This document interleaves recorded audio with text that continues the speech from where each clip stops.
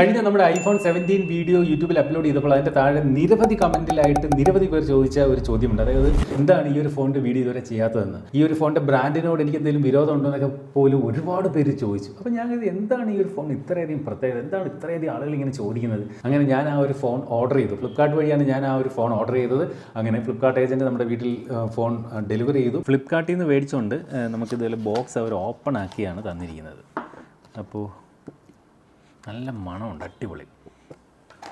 അങ്ങനെ ഞാൻ ആ ഒരു ഫോൺ കഴിഞ്ഞ കുറച്ച് ദിവസം സിം കാർഡ് ഇട്ട് ഉപയോഗിച്ച് നോക്കി. നിങ്ങൾ ഈ പറയുന്ന കണക്ക് എല്ലാം അങ്ങ് ഭയങ്കര സംഭവമൊന്നും അല്ല ഈ ഒരു ഫോൺ. അത് ചില അഭിപ്രായ വ്യത്യാസങ്ങൾ എനിക്കതിനകത്തുണ്ട്. എന്തൊക്കെയാണ് അഭിപ്രായ വ്യത്യാസങ്ങളെന്നും എന്തൊക്കെയാണ് ഈ ഒരു ഫോണിൻ്റെ നേട്ടങ്ങളെന്നും പറയാം. ഫോൺ ഏതാണെന്ന് പറഞ്ഞില്ലല്ലോ, നിങ്ങൾ ആവശ്യപ്പെട്ട ആ മോട്ടറോള സിഗ്നേച്ചർ എന്ന് പറയുന്ന ഫോൺ. ഗൾഫിൽ നിന്ന് വരുന്നൊരു പെട്ടി തുറക്കുന്ന മണം, അടിപൊളി. എടുത്തു പറയേണ്ട ഒരു കാര്യം എന്ന് പറയുന്നത് ഇതിൻ്റെ ഒരു ഡിസൈനാണ്. ഓക്കെ, വളരെ തിൻ ഫോൺ കണ്ടില്ലേ? ഓണാക്കുമ്പോൾ ആ ഒരു ബൂട്ടിംഗ് സ്ക്രീൻ തന്നെ വ്യത്യസ്തമുണ്ട്. വെറും 6.99 മില്ലിമീറ്റർ മാത്രമാണ്. ഇന്ന് വരുന്ന മിക്ക ഫോണുകളും 7.8 ഒക്കെയാണ് അതിൻ്റെ ഒരു തിക്നെസ് വരുന്നത്. ഇത് 6.99 നിർത്തി, വളരെ തിന്നാണ്. അതുകൊണ്ട് തന്നെ ഒരു ഡ്യൂറബിലിറ്റിക്ക് എന്തെങ്കിലും പ്രശ്നം ഉണ്ടാകുമോ എന്നൊരു പേടിയുണ്ട്. കാരണം ഡെൻഡ് ചെയ്ത് കഴിഞ്ഞാൽ വളഞ്ഞു പോകുന്നൊക്കെ ഒരു പേടിയുണ്ട്. പക്ഷേ ഈ കാണുന്ന ഫ്രെയിം എന്ന് പറയുന്നത് അതുകൊണ്ട് തന്നെ അവർ മെറ്റാലിക് ഫ്രെയിമാണ് കൊടുത്തിരിക്കുന്നത്. ഇതിൻ്റെ ഈ ഒരു ബാക്ക് സൈഡ് പിടിച്ചു കഴിഞ്ഞാലേ പേപ്പറിലൊക്കെ കൈയിട്ട് ഉരയ്ക്കുന്ന കണക്കുള്ളൊരു സൗണ്ടാണ്. ഒരു വീഗൻ ലെതറിൻ്റെ ആ ഒരു കുഷനിങ് ഫീലൊന്നും അല്ല, ഒരു റഫ് ഫീൽ, ഒരു പേപ്പറിൽ കൈയിട്ട് ഉരയ്ക്കുന്ന ഒരു ഫീൽ, പെറം പെരുക്കുന്ന തരത്തിലുള്ളൊരു ഫീലാണ്. ഡിസൈൻ വൈസ് നോക്കി കഴിഞ്ഞാൽ മോട്ടറോളയുടെ ഒരു സിഗ്നേച്ചർ, കഴിഞ്ഞ കുറേ ഫോണുകളിലുള്ള ആ ഒരു ഡിസൈൻ സിഗ്നേച്ചർ അല്ലെങ്കിൽ ആ ഒരു ഡിസൈൻ രീതി ഇതിനകത്തും പിന്തുടരുന്നതായിട്ട് കാണാൻ സാധിക്കും. സാധാരണ വീഗൻ ലെതർ ഫിനിഷാണ് മോട്ടറോള ഫോണുകളുടെ ബാക്കിൽ വരുന്നത്, ഒരു 10,000 പ്രൈസ് റേഞ്ചിലുള്ള ഫോണിൽ പോലും. പക്ഷേ ഇവിടെ ഒരു ഫാബ്രിക് ഫിനിഷാണ് കൊടുത്തിരിക്കുന്നത്. അതുകൊണ്ട് ആ ഒരു തുണിയെ പോലെ തോന്നുന്നത് കൊണ്ട് തന്നെയും ഇവിടെ ചിലപ്പം നമ്മുടെ കയ്യിൽ നിന്ന് മഷിയോ അങ്ങനെ എന്തെങ്കിലുമൊക്കെ പറ്റിക്കഴിഞ്ഞാൽ പോകാനുള്ള സാധ്യത എത്രത്തോളം എന്നുള്ള കാര്യത്തിൽ സംശയമുണ്ട്. നമ്മൾ സെറ്റപ്പ് ചെയ്യുമ്പോൾ ഇവിടുത്തെ ഈ ഒരു ടിക്ക് മാർക്ക് നമ്മൾ എടുത്ത് കളഞ്ഞില്ല എങ്കിൽ ഏകദേശം ഇത്രയും ആപ്ലിക്കേഷൻസ് ഇതിനകത്ത് വെറുതെ അനാവശ്യമായിട്ട് ഇതിനകത്ത് ഇൻസ്റ്റാൾ ആവും. എന്തായാലും കാണാൻ നല്ല രസമുണ്ട്. എടുത്തു പറയേണ്ടത് ഈ ഒരു വളരെ കനം കുറഞ്ഞ ഒരു പ്രൊഫൈലും അതുപോലെ ഇതിൻ്റെ വെയിറ്റ് വന്നിട്ട് വെറും 186 ഗ്രാം ഭാരം മാത്രമേ ഉള്ളൂ. ഈ ഒരു ഫോൺ ഞാൻ ഉപയോഗിച്ച് തുടങ്ങിയ സമയത്ത് പലരും എൻ്റെ കയ്യിൽ നിന്ന് വാങ്ങി നോക്കുമ്പോൾ ഇത്രയും ലൈറ്റ് വെയിറ്റോ എന്നാണ് ഈ ഒരു ഫോൺ ഉപയോഗിച്ചവർ എല്ലാവർക്കും തോന്നിയ ഒരു കാര്യം. അതുപോലെ ഈ ഒരു ഫോണിനകത്ത് എനിക്ക് ഏറ്റവും ഇഷ്ടപ്പെട്ട ഒരു കാര്യമുണ്ട്, ഇതിൻ്റെ സൗണ്ട് ക്വാളിറ്റി. ഒരു രക്ഷയുമില്ലാത്ത സൗണ്ട് ക്വാളിറ്റിയാണ് ഈ ഒരു ഫോണിനകത്ത് മോട്ടോളം നൽകിയിരിക്കുന്നത്. അപ്പോൾ ഇതിനകത്തുള്ള സ്പീക്കറുകൾ എന്ന് പറയുന്നത് ബോസ് ട്യൂൺ ചെയ്യുന്ന സ്പീക്കേഴ്സാണ്, സൗണ്ട് ബൈ ബോസ് ആണ് ഇതിനകത്ത് കൊടുത്തിരിക്കുന്നത്. അപ്പോൾ അതുകൊണ്ട് തന്നെ ഒരു രക്ഷയില്ല. അതായത് ഞാൻ ഇന്ന് വരെ പല സ്മാർട്ട് ഫോണുകൾ എൻ്റെ ഈ കൈകളിലൂടെ പോയിട്ടുണ്ടെങ്കിലും ഇന്ന് വരെ ഞാൻ ഏതൊരു സ്മാർട്ട് ഫോണിലും കേട്ടുള്ള ഏറ്റവും മികച്ച സൗണ്ട് ക്വാളിറ്റി എന്ന് വേണമെങ്കിൽ ഈ ഒരു ഫോണിന് പറയാൻ പറ്റും. അത്രയും കിടിലൻ സൗണ്ട് ക്വാളിറ്റിയാണ്. നമുക്കൊരു സ്പീക്കറിൻ്റെ ആവശ്യമില്ല എന്ന് പല ഫോണുകളിലും ഞാൻ പറഞ്ഞിട്ടുണ്ട്, നമുക്ക് പാട്ട് കേൾക്കാൻ. പക്ഷേ ഇത് അതിൽക്കും മേലെ നിൽക്കുന്ന ഒരു സൗണ്ട് ക്വാളിറ്റി. എത്ര പ്രകീർത്തിച്ചാലും ഇതിൻ്റെ സൗണ്ട് ക്വാളിറ്റി ഒന്നും പറയാനില്ല. ഈ ഒരു ഫോൺ ആരെങ്കിലും വാങ്ങിക്കഴിഞ്ഞാൽ ഇതിൻ്റെ സൗണ്ട് ക്വാളിറ്റി കേട്ട് കഴിഞ്ഞാൽ സത്യമായി ഞെട്ടിപ്പോവും. അത്രയും മികച്ച സൗണ്ട് ക്വാളിറ്റി. ഞങ്ങളിവിടെ എല്ലാവരും കേട്ടവരെല്ലാം അതിശയിച്ചു പോയൊരു കാര്യം ഇതിൻ്റെ ഒരു സൗണ്ട് ക്വാളിറ്റി തന്നെയാണ്. അടുത്തായിട്ട് ഫോണിൻ്റെ ഡിസ്പ്ലേ വിഭാഗത്തിലേക്ക് വന്നു കഴിഞ്ഞാൽ ക്വാഡ് കർവ്ഡ് ഡിസ്പ്ലേ ആണ് ഈ ഒരു ഫോണിനകത്ത് കൊടുത്തിരിക്കുന്നത്. അതുകൊണ്ട് തന്നെ ഒരു ഫുൾ വ്യൂയിങ് എക്സ്പീരിയൻസ് നമുക്ക് കിട്ടും. ഓക്കെ, ബെസ്സലെസ് ഡിസ്പ്ലേ അനുഭവം കിട്ടും. എന്നാൽ കർവാണെന്ന് ഒറ്റ നോട്ടത്തിൽ നമുക്ക് തോന്നത്തില്ല, ഒരു ഫ്ലാറ്റ് ഡിസ്പ്ലേ പോലെ തോന്നുന്നുണ്ട്. ക്വാഡ് കർവ്ഡ് ആയതുകൊണ്ട് തന്നെ 4 സൈഡും കർവാണ്. എന്തായാലും മനോഹരമായിട്ടുള്ള ഡിസ്പ്ലേ ആണ്, അതിനകത്തൊന്നും എനിക്ക് യാതൊരുവിധ തർക്കവുമില്ല. അതുപോലെ 6.8 ഇഞ്ചിൻ്റെ ഡിസ്പ്ലേ ആണ്, AMOLED ഡിസ്പ്ലേ ആണ്. 1.5K റെസൊല്യൂഷനാണ് ഈ ഒരു ഫോണിനകത്ത് കൊടുത്തിരിക്കുന്നത്. 165 ഹെഡ്സിൻ്റെ റിഫ്രഷ് റേറ്റ് ഈ ഒരു ഫോണിനകത്ത് കൊടുത്തിട്ടുണ്ട്. അതുപോലെ LTPO റിഫ്രഷ് റേറ്റ് ആണ് ഈ ഫോണിനകത്ത് കൊടുത്തിരിക്കുന്നത്. കോണിംഗ് ഗൊറില്ല ഗ്ലാസ് വിക്ടസ് 2ന്റെ പ്രൊട്ടക്ഷൻ ഈ ഒരു ഫോണിന്റെ ഡിസ്പ്ലേ കൊടുത്തിട്ടുണ്ട്. 6200 നിറ്റ്സ് ആണ് ഇതിന്റെ പീക്ക് ബ്രൈറ്റ്നസ്. അതായത് കുറച്ച് വ്യക്തമാക്കി തരാം, നമ്മൾ HDR കണ്ടന്റുകളൊക്കെ കാണുമ്പോൾ അതിലെ ഏറ്റവും ബ്രൈറ്റർ ആയിട്ടുള്ള വെളുത്ത ഭാഗങ്ങൾ 6200 നിറ്റ്സിലേക്ക് എത്തും നമ്മൾ മാക്സിമം ബ്രൈറ്റ്നസ് വെച്ചാൽ എന്നാണ്. അപ്പോൾ അത്രയും ബ്രൈറ്റ് ആയിട്ടുള്ള ഒരു ഡിസ്പ്ലേ ആണ് എന്തായാലും ഈ ഒരു ഫോണിനകത്ത് കൊടുത്തിരിക്കുന്നത്. അതുപോലെ HDR 10+ന്റെ സപ്പോർട്ട്, ഡോൾബി വിഷന്റെ സപ്പോർട്ട് തുടങ്ങിയ കാര്യങ്ങളെല്ലാം ഈ ഒരു ഫോണിന്റെ ഡിസ്പ്ലേക്ക് ഉണ്ട്. അപ്പോൾ ഇതിനകത്ത് കർവ്ഡ് ഡിസ്പ്ലേ ആയതുകൊണ്ടാണോ എന്ന് അറിയത്തില്ല, സ്ക്രീൻ ഗാർഡ് അപ്ലൈ ചെയ്തിട്ടില്ല. അപ്പോൾ നമ്മൾ ഈ ഒരു ഫോൺ വാങ്ങുന്നവർക്ക് സ്ക്രീൻ ഗാർഡ് വേണമെങ്കിൽ ഇത്തിരി ടാസ്ക് ആയിരിക്കും. കാര്യം ഈ കർവ്ഡ് ഡിസ്പ്ലേയിൽ സ്ക്രീൻ ഗാർഡ് ഒട്ടിക്കുക ബുദ്ധിമുട്ടാണ്. അപ്പോൾ അത്തരം സാധാരണ കർവ്ഡ് ഡിസ്പ്ലേ ഉള്ള ഫോണുകളിൽ സ്ക്രീൻ ഗാർഡ് അപ്ലൈ ചെയ്ത് വരാറുണ്ട്, പക്ഷേ ഇവിടെ അങ്ങനെ വന്നിട്ടില്ല. അതുപോലെ ഈ ഒരു ഫോണിനകത്ത് ഓൾവേസ് ഓൺ ഡിസ്പ്ലേ കൊടുത്തിട്ടുണ്ട്. അത് മനോഹരമായ രീതിയിൽ നമുക്ക് ഇതുപോലെ നോട്ടിഫിക്കേഷൻ കാര്യങ്ങളൊക്കെ കാണാൻ സഹായിക്കുന്നുമുണ്ട്. അതുപോലെ തന്നെ ഈ ഒരു ഫോൺ വാങ്ങുന്നവർക്ക് മോട്ടോറോള സിഗ്നേച്ചർ ക്ലബ്ബ് എന്ന് പറയുന്ന ഒരു പ്രീമിയം ഫീച്ചർ കൂടെ നമുക്ക് കിട്ടും. പ്രീമിയം ഫീച്ചർ എന്ന് പറയുന്നത് അതൊരു എന്താ പറയുക, ഒരു ആഡ് ആഡംബര സേവനം എന്ന് നമുക്ക് വേണമെങ്കിൽ അതിനെ വിളിക്കേണ്ടി വരും. ഈ ഒരു മോട്ടോറോള സിഗ്നേച്ചർ ക്ലബ്ബ് 1 ഇയർ സബ്സ്ക്രിപ്ഷനാണ് നമുക്ക് കിട്ടുന്നത്. അതായത് നമുക്ക് ഈ പറഞ്ഞ ആഡംബര ഹോട്ടലുകൾ, അതുപോലെ സ്പാ, ജിം തുടങ്ങിയതിലേക്കൊക്കെയുള്ള ബുക്കിങ്ങുകൾ നടത്തുമ്പോൾ നമുക്ക് ഒരുപാട് ഓഫറുകളും കാര്യങ്ങളൊക്കെ ലഭിക്കും. അതുപോലെ എയർപോർട്ടിലേക്കുള്ള ചില ലോഞ്ച് ആക്സസുകളൊക്കെ നമുക്ക് ഈ ഒരു മോട്ടോറോള സിഗ്നേച്ചർ ക്ലബ്ബ് വഴി നമുക്ക് ലഭിക്കും.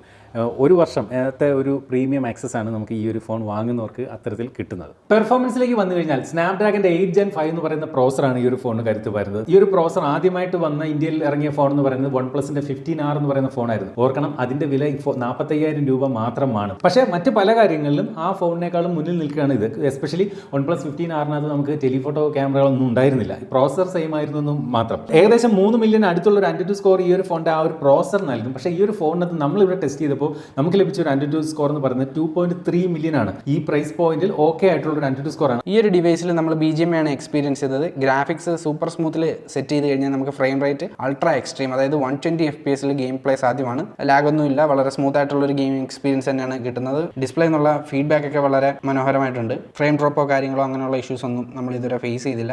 എല്ലാ മാപ്പിലും കൺസിസ്റ്റന്റ് ആയിട്ടുള്ള ഒരു ഗെയിമിംഗ് തന്നെയാണ് ഈ ഒരു ഡിവൈസിൽ നിന്ന് കിട്ടുന്നത്. ഈ ഒരു ഡിവൈസിൽ ഇതേപോലെ ഗെയിമിങ്ങിനെ സപ്പോർട്ട് ചെയ്യുന്ന ഡിഫറെന്റ് ഓപ്ഷൻസ് കൊടുത്തിട്ടുണ്ട്. അതുപോലെ തന്നെ നമ്മൾ ഇതിന്റെ ഒരു ത്രോട്ട്ലിംഗ് ടെസ്റ്റ് ഇവിടെ ടെസ്റ്റ് ചെയ്ത് നോക്കി. യാതൊരുവിധ ത്രോട്ട്ലിംഗ് ഇഷ്യൂസ് ഒന്നുമില്ല ഈ ഒരു ഫോൺ എന്ന് വേണമെങ്കിൽ പറയേണ്ടി വരും. ഇതിന് ഏകദേശം ത്രോട്ട്ലിംഗിൽ വന്ന സ്കോർ എന്ന് പറയുന്നത് 88% ആണ്. അതുപോലെ റാം ടൈപ്പ് വന്നിട്ട് LPDDR5X-ഉം സ്റ്റോറേജ് ടൈപ്പ് വന്നിട്ട് UFS 4.1-ഉം അതെല്ലാം ടോപ്പ് നോച്ച് തന്നെയാണ് ഈ ഒരു ഫോണിനകത്ത് കൊടുത്തിരിക്കുന്നത്. അതുപോലെ ഇവിടുത്തെ ഈ ഒരു USB ടൈപ്പ് എന്ന് പറയുന്നത് USB 3.2 ആണ്. ഫാസ്റ്റസ്റ്റ് ആയിട്ടുള്ള ഡേറ്റ ട്രാൻസ്ഫർ ഒക്കെ അതുകൊണ്ട് തന്നെ നടക്കും.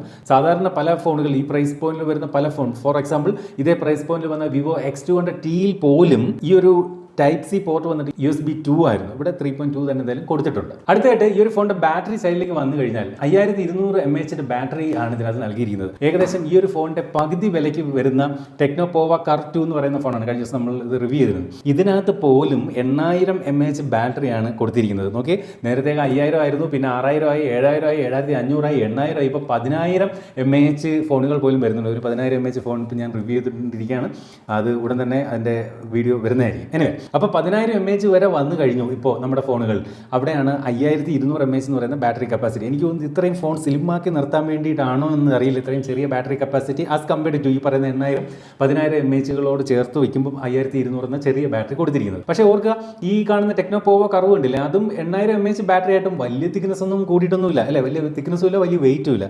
ആ കാര്യത്തിൽ ടെക്നോപോവ കർവ് 2-നെ നമ്മൾ സംബന്ധിച്ചേ മതിയാവും. എന്തായാലും 5200 mAh എന്ന് പറയുന്നത് ഇപ്പോഴത്തെ നിലവിലെ ബാറ്ററി സ്റ്റാൻഡേർഡ് വെച്ച് നോക്കുമ്പോൾ അല്പം കുറവ് തന്നെയാണ്. പിന്നീടുള്ളൊരു ഗുണം എന്ന് പറയുന്നത് മോട്ടോറോള ഫോണുകൾ ഈ പറഞ്ഞ പോലെ ബാറ്ററി എഫിഷ്യൻസി കുറച്ച് ബെറ്റർ ആയിരിക്കും. സോഫ്റ്റ്വെയർ സൈഡിൽ നിന്നുള്ള ഒരു ട്യൂണിങ് ബെറ്റർ ആയതുകൊണ്ട് തന്നെ കുറച്ച് ബാറ്ററി നല്ല രീതിയിൽ ലഭിക്കും എന്നുള്ളതൊരു വലിയ കാര്യമാണ്. 90 വാട്ടിൻ്റെ ഫാസ്റ്റ് ചാർജറാണ് നമുക്ക് ഈ ഒരു ഫോണിനകത്ത് സപ്പോർട്ട് ചെയ്യുന്നത്. അത് ബോക്സിനകത്ത് കൊടുത്തിട്ടുണ്ട്. 90 വാട്ടിൻ്റെ ചാർജറാണെങ്കിൽ നോക്കി കാണാൻ സൈസ് വളരെ ചെറുതാണ്, കുഞ്ഞ് ചാർജർ. C2C ചാർജിങ് കേബിൾ മാത്രമല്ല 50 വാട്ടിൻ്റെ വയർലെസ് ചാർജിംഗ് ഉണ്ട്. അപ്പോൾ 50 വാട്ട് വയർലെസ് ചാർജറുകൾ വെച്ച് കഴിഞ്ഞാൽ നമുക്കിത് വയർലെസ്ലി ചാർജ് ചെയ്യാം.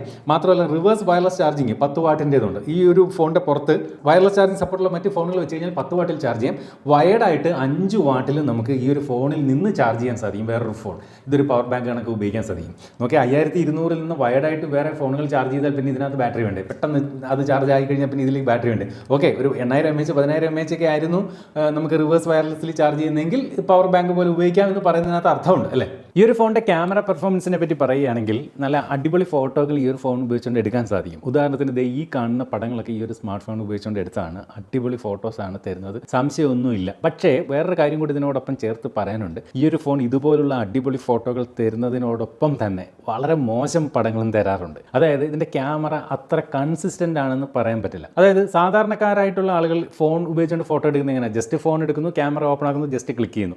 ആ രീതിയിൽ ക്ലിക്ക് ചെയ്ത് കഴിഞ്ഞാൽ ഇതിനകത്ത് നല്ല പടങ്ങൾ കിട്ടത്തില്ല. അതേസമയം പണി അറിയാവുന്നവരെ കൊടുത്തു കഴിഞ്ഞാൽ എന്ത് ചെയ്യുക, നമ്മൾ ആദ്യം ക്യാമറ ഓപ്പൺ ചെയ്ത് ജസ്റ്റ് ഡിസ്പ്ലേയിൽ ടാപ്പ് ചെയ്ത് ഫോക്കസ് അഡ്ജസ്റ്റ് ചെയ്ത് എക്സ്പോഷർ ഒന്ന് അഡ്ജസ്റ്റ് ചെയ്ത് ആ രീതിയിൽ പടങ്ങൾ എടുത്തു കഴിഞ്ഞാൽ കിടിലൻ ഫോട്ടോകളും കിട്ടും. അപ്പോൾ പോയിന്റ് ആൻഡ് ഷൂട്ട് പോലെ ജസ്റ്റ് സാധാരണ രീതിയിൽ ഫോട്ടോ എടുത്താൽ നല്ല ഫോട്ടോകളൊന്നും അങ്ങനെ കിട്ടില്ല. ഒന്ന് അഡ്ജസ്റ്റ് ചെയ്ത് സെറ്റ് ചെയ്ത് ഫോട്ടോ എടുത്താൽ നല്ല ഫോട്ടോകൾ കിട്ടുകയും ചെയ്യും. അപ്പോൾ അത്രയും ഒരു കൺസിസ്റ്റൻ്റ് അല്ല ഇതിൻ്റെ ക്യാമറ എന്ന് വേണമെങ്കിൽ പറയേണ്ടി വരും. അതുപോലെ എടുത്ത് പറയേണ്ട കാര്യം, വൈഡ് ആംഗിളിലും 1x-ലും 2x-ലും ഒന്നും എടുക്കുന്ന പടങ്ങളൊന്നും അത്ര ബെറ്റർ ഒന്നുമല്ല. അതേസമയം ഇതിൻ്റെ ടെലിഫോട്ടോ സെൻസറിലേക്ക് 3x-ലേക്കും 6x-ലേക്കും ഒക്കെ നമ്മൾ സ്വിച്ച് ചെയ്ത് കഴിയുമ്പോഴാണ് ക്യാമറ പെർഫോമൻസ് ഒരു ടോപ്പ് ഗിയറിലേക്ക് മാറുന്നതായിട്ട് കാണാൻ സാധിക്കുന്നത്. എന്ത് തന്നെയായാലും നമുക്ക് അടിപൊളി ഫോട്ടോകൾ എടുക്കാൻ സാധിക്കും. പക്ഷേ ഈ പറഞ്ഞ പോലെ ഒരു 100 ഫോട്ടോ എടുത്താൽ അതിനകത്തൊരു 60 ഫോട്ടോയെ നല്ലത് കിട്ടത്തുള്ളൂ. 40 ഫോട്ടോ ഒട്ടും കൊള്ളാത്ത കുറേ ഫോട്ടോകൾ നമുക്ക് ഇതിനകത്ത് കിട്ടുന്നുണ്ട് എന്നുള്ളതാണ് ഇതിനകത്ത് എനിക്ക് തോന്നിയൊരു കാര്യം. അതുപോലെ പടങ്ങൾ കുറച്ച് നാച്ചുറൽ കളറാണ്, ഒരുപാട് ബൂസ്റ്റ് ചെയ്ത കളറൊന്നുമല്ല.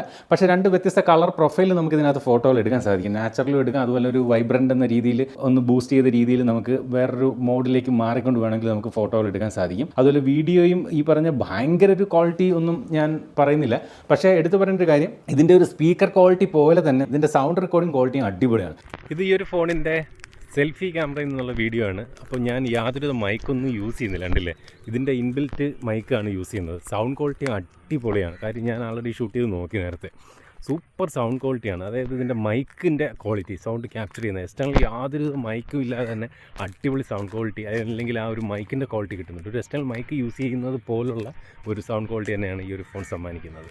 നമ്മൾ വ്ളോഗൊക്കെ ചെയ്യുകയാണെങ്കിൽ നമ്മളുടെ സൗണ്ടിന് നല്ല രീതിയിൽ ക്യാപ്ചർ ചെയ്യപ്പെടും. ഒരു മൈക്ക് എക്സ്റ്റേണലായിട്ട് ആവശ്യമില്ല. നല്ല സൗണ്ട് ക്വാളിറ്റി ഈ ഒരു സ്മാർട്ട് ഫോണിൻ്റെ വീഡിയോ റെക്കോർഡിംഗ് സമയത്ത് ലഭിക്കുന്നുണ്ട്. അതുപോലെ ഈ കാണുന്ന തക്കാളിയുടെ ഫോട്ടോ ഞാനൊരു സൂപ്പർ മാർക്കറ്റ് വെച്ച് എടുത്തതാണ്. പക്ഷേ ഇതിൻ്റെ കളർ ഉണ്ടല്ലോ, ഒരു പോംഗ്രാനൈറ്റിൻ്റെ കളറായി പോയി. നമുക്കറിയാം തക്കാളിയുടെ ആ ഒരു ചുവപ്പ് കളർ ഏതാണ്. പക്ഷേ ഈ പറഞ്ഞ പോലെ കളറിനെയൊക്കെ പ്രോപ്പറായിട്ട് പ്രോസസ്സ് ചെയ്യുന്നത് പ്രോപ്പറല്ല. എന്നാൽ എപ്പോഴും അങ്ങനെയല്ല. ഈ തക്കാളിയുടെ ഫോട്ടോ വേറൊരു സമയത്ത് ഒന്ന് എടുത്തു കഴിഞ്ഞാൽ, അല്ലെങ്കിൽ ക്യാമറ ഒന്ന് ഓഫ് ചെയ്ത് ഓൺ ചെയ്ത് എടുത്തു കഴിഞ്ഞാൽ അടിപൊളിയായിട്ട് കളർ റീപ്രൊഡ്യൂസ് ചെയ്ത് തരുന്നുണ്ട്.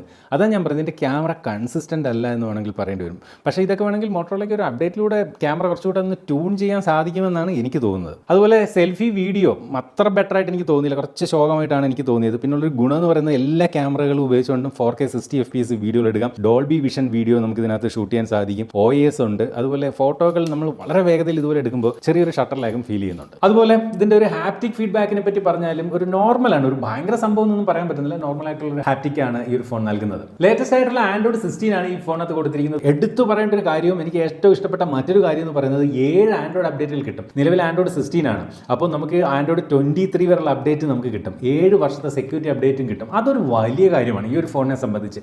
ഈ പ്രൈസ് പോയിന്റിൽ നമുക്ക് ഈ മോട്ടോറോള എനിക്ക് തോന്നുന്നു ആദ്യമായിട്ടായിരിക്കും ഇത്രയും വർഷത്തെ ഒരു സോഫ്റ്റ്വെയർ അപ്ഡേറ്റ് കൊടുക്കുന്നു എന്നുള്ളത് വലിയ കാര്യം തന്നെയാണ്. അതുപോലെ ഫോണിനകത്ത് ഇൻ ഡിസ്പ്ലേയിലാണ് ഫിംഗർ പ്രിന്റ് കൊടുത്തിരിക്കുന്നത്. അതിൻ്റെ പൊസിഷനിങ് കണ്ടില്ല, നല്ല പ്രോപ്പർ പൊസിഷനിങ്ങിലാണ് കൊടുത്തിരിക്കുന്നത്. മാത്രമല്ല ഫാസ്റ്റ് ആയിട്ടുള്ള അൾട്രാസോണിക് ഫിംഗർ പ്രിന്റ് ആണ് ഈ ഒരു ഫോണിനകത്ത് കൊടുത്തിരിക്കുന്നത്. ബ്ലൂടൂത്ത് വെർഷൻ 6 ആണ് കൊടുത്തിരിക്കുന്നത്. അതുപോലെ IP റേറ്റിംഗ് വന്നിട്ട് IP66, IP69 എന്നിവ കൊടുത്തിട്ടുണ്ട്. Wi-Fi 7 ആണ് ഈ ഒരു ഫോണിനകത്ത് കൊടുത്തിരിക്കുന്നത്. കാര്യങ്ങൾ ഇങ്ങനെയൊക്കെ ആണെങ്കിലും ഒരു ചെറിയ കുറവ് കൂടി ഒരു ഫോണിനകത്തുണ്ട്, eSIM സപ്പോർട്ട് കൊടുത്തിട്ടില്ല. അതുപോലെ ഈ ഒരു ഫോണിനകത്ത് NFC സപ്പോർട്ട് കൊടുത്തിട്ടുണ്ട്. അതുപോലെ ഇൻബിൽറ്റ് ഡയലർ എന്ന് പറയുന്നത് ഗൂഗിളിന്റെ ഡയലർ ആയതുകൊണ്ട് തന്നെയും നമുക്ക് കോൾ റെക്കോർഡിംഗ് അങ്ങനത്തെ വിളിച്ച് പറയാതെയുള്ള അല്ലെങ്കിൽ ടോൺ കേൾപ്പിക്കാതെയുള്ള കോൾ റെക്കോർഡിംഗ് സാധ്യമല്ല. അതുപോലെ യൂട്യൂബിൽ വീഡിയോകൾ പ്ലേ ബാക്ക് ചെയ്യുമ്പോൾ നമുക്ക് HDR സപ്പോർട്ട് ഉണ്ട്. പക്ഷേ നെറ്റ്ഫ്ലിക്സിൽ നമുക്ക് ഈ ഒരു ഫോണിനകത്ത് HDR സപ്പോർട്ട് നിലവിലില്ല. ചിലപ്പോൾ അത് ഈ പറഞ്ഞ പോലെ സോഫ്റ്റ്വെയർ അപ്ഡേറ്റിലൂടെ മോട്ടോറോള പരിഹരിക്കുമെന്ന് പ്രതീക്ഷിക്കാം. ഈ ഒരു ഫോണിന്റെ ഹീറ്റിംഗ് ഇഷ്യൂസിനെ പറ്റിയൊക്കെ ചോദിച്ചു കഴിഞ്ഞാൽ, നമ്മൾ ഇതിന്റെ ആന്റിറ്റ്യൂഡ് സ്കോർ ടെസ്റ്റ് ചെയ്തപ്പോൾ തന്നെ ആ ടെസ്റ്റ് കഴിഞ്ഞപ്പോൾ ഇതിന്റെ ഒരു ഹീറ്റിംഗ് നമ്മളിവിടെ ടെസ്റ്റ് ചെയ്തു.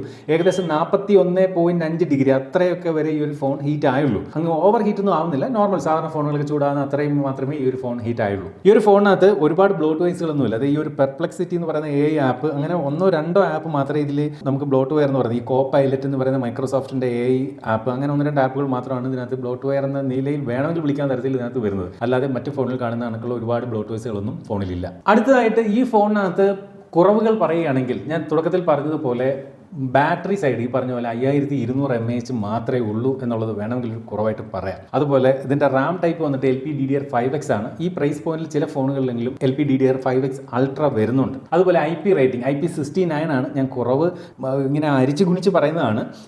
ചില ഫോണുകളിലെങ്കിൽ ഈ പ്രൈസ് പോയിന്റിൽ അല്ലെങ്കിൽ ഇതിൽ നിന്നും കുറഞ്ഞ ഫോണുകളിലും ഇപ്പോൾ IP69K സർട്ടിഫിക്കേഷൻ വരുന്നുണ്ട്. ഇതിൽ IP69 വരെ ഉള്ളൂ. അതുപോലെ ഈ ഒരു ഫോണത് 1.5K റെസൊല്യൂഷനാണ് ഡിസ്പ്ലേ കൊടുത്തിരിക്കുന്നത്. ഈ പ്രൈസ് പോയിന്റിലെ ചില ഫോണുകളിലെങ്കിലും 2K റെസൊല്യൂഷൻ വരുന്നുണ്ട്. അതുപോലെ ഈ ഒരു ഫോണിനകത്ത് eSIM സപ്പോർട്ട് കൊടുത്തിട്ടില്ല. ഇത്രയുമാണ് ഈ ഒരു ഫോണിനകത്ത് കുറവ്. പിന്നെ ഈ പറഞ്ഞ പോലെ ക്യാമറ അത് കുറച്ചുകൂടി ഒന്ന് ബെറ്റർ ആകേണ്ടതുണ്ട്. അപ്പോൾ നിങ്ങളൊരു ക്യാമറയ്ക്ക് വേണ്ടിയിട്ടാണ് ഈ ഒരു ഫോൺ എടുക്കുന്നതെങ്കിൽ ഞാൻ പറയും അതിൽ നിന്നും മാറി വിവോയുടെ ഏതെങ്കിലും ഒരു ഫോൺ എടുക്കുന്നതായിരിക്കും നല്ലതെന്ന് എനിക്ക് തോന്നുന്നുണ്ട്. കുറച്ചുകൂടെ ബെറ്റർ ക്യാമറ വിവോ ആയിരിക്കും നൽകുന്നതെന്ന് തോന്നുന്നുണ്ട്. പക്ഷേ ഇവർ ഒരു പക്ഷേ അപ്ഡേറ്റിലൂടെ ആ ക്യാമറ പെർഫോമൻസ് ബെറ്റർ ആക്കുമെന്നാണ് എനിക്ക് തോന്നുന്നത്. അടുത്തായിട്ട് ഇതിൻ്റെ പ്രൈസിംഗ് ആണ് പലരും അറിഞ്ഞാണ്. ഞാൻ ഈ ഒരു ഫോൺ ഫ്ലിപ്കാർട്ടിൽ നിന്ന് വാങ്ങിയത് 59,999 രൂപയ്ക്കാണ്. 5000 രൂപ കൂടെ ചില പർട്ടിക്കുലർ ബാങ്ക് കാർഡുകൾ അപ്ലൈ ചെയ്ത് വാങ്ങിക്കഴിഞ്ഞാൽ 5000 രൂപ കൂടെ കുറച്ചുകൊണ്ട് 54,999 രൂപയ്ക്ക് ഈ ഒരു ഫോൺ വാങ്ങാനും സാധിക്കും. അപ്പോൾ ഡിസൈൻ വൈസ് കൊള്ളാം, ഡിസ്പ്ലേ കൊള്ളാം, ബാറ്ററി സൈഡ് അല്പം കുറവാണ്, അതുപോലെ ക്യാമറ സൈഡ് അല്പം കുറവാണ്, പെർഫോമൻസ് സൈഡ് ഓക്കെയാണ് ഈ ഒരു സ്മാർട്ട് ഫോണിനകത്ത്. അപ്പോൾ ഇത്രയൊക്കെയാണ് എനിക്ക് മോട്ടോറോള സിഗ്നേച്ചർ എന്ന് പറയുന്ന ഈ ഒരു ഫോണിനെ പറ്റി